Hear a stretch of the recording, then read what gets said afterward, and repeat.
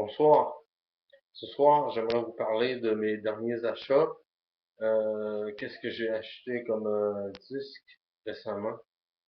Tout d'abord, je vais vous montrer un disque que je trouvais un peu moins intéressant parce que j'ai déjà entendu mieux de Gorecki.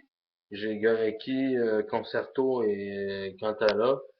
Euh, le Concerto Cantala, puis les Requiem pour une certaine polka. Le petit Requiem pour une certaine polka, j'ai pas embarqué vraiment. Mais le restant du disque, le Harpsichord Concerto, c'est-à-dire le concert de clavecin de 1980, il est énergique, il est bon, c'est plus, ça déménage.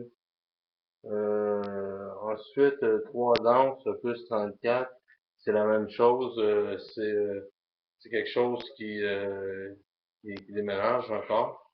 Mais c'est pas le Gorecki que j'ai connu. J'ai, comme mettons, avec sa symphonie 2 puis sa symphonie 3 sur full sound.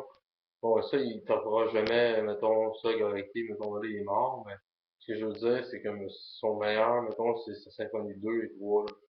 Ça, c'est comme pour ceux-là qui sont des fans de Gorecki, comme moi. Quoique ce disque-là, j'aurais pu m'en passer, probablement. J'ai acheté pareil. Puis ici, j'ai un disque plus intéressant, mais sur un autre registre, parce que là, on n'est pas dans la musique classique moderne, on est dans la musique médiévale ancienne, le miracle du siècle.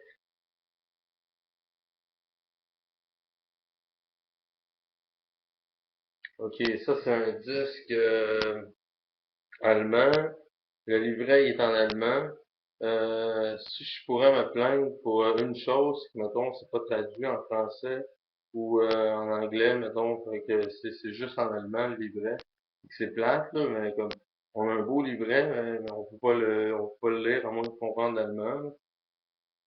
Puis ça, c'est parce que c'est un compositeur allemand, Hermann le Stropié, ou Hermann Contractus, comme, mettons, il est appelé en langue française. Euh, Lui, il est venu avant Hildegard von Bingen. Il est venu avant elle. Il est né en 1013, puis il est mort en 1054. Ok, ça c'était pas mal avant Hildegard von Bingen, mais c'est pas aussi innovateur que Hildegard von Bingen. Hildegard von Bingen, ça a plus de profondeur un peu, parce que c'est peut-être, mettons, les harmonies, le temps a évolué drastiquement avec elle, puis avec Perrotin plus tard, puis avec Gesualdo plus tard. Ok. Mais pour ce qui est de ce compositeur-là, il est quand même intéressant. C'est de la musique, on pourrait dire, liturgique ou grégorienne. Euh, c'est pas de la musique qu'on écouterait tout le temps nécessairement, parce que, mettons, ça n'a pas de c'est pas de la musique nécessairement entraînante, c'est de la musique pour méditer, pour relaxer, pour prier. Bon, vous voyez un peu le genre de musique. Et il y a des côtés instrumentaux sur ce disque, mais il y en a pas beaucoup. Il y a un peu d'instrumental, parce qu'il y a il y a du violon, puis il y a de la vielle, puis il y a une symphonie tentative, moi, je sais pas ce qu'il veut dire par là, mais bon, en voulant dire, pour rajouter de la profondeur, il y a un minimum d'instrumentation, mais c'est surtout aussi de la musique vocale, là.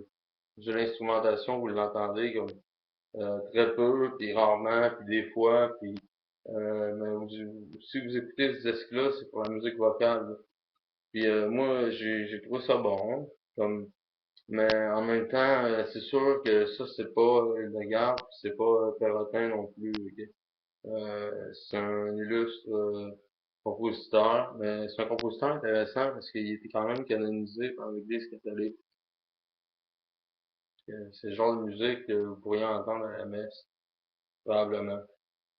Puis c'est tout ce que j'avais à dire pour le moment, pour les deux disques que je voulais vous montrer.